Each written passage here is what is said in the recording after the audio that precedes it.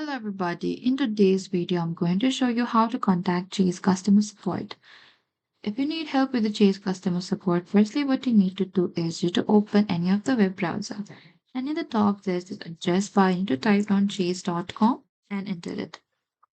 And once you get inside this homepage of the Chase, over here in the top right there's this customer service. So over here you can simply click over here and you can see help option. You can also select this if you want to find your ATM or branch issues. You can select here. As I'm going to select the see help option. Over here, you can simply scroll a bit down. You can also find any of the frequently asked questions here in the top. And over here, you can find all of the phone numbers here if you need help with your credit card, personal banking, auto loans, and other option here. You can get this Chase customer support number here as well. And you can simply call the number and you can ask any issues and Chase customer support will help with it. And that is it. Thank you for watching this video. I hope this video was helpful.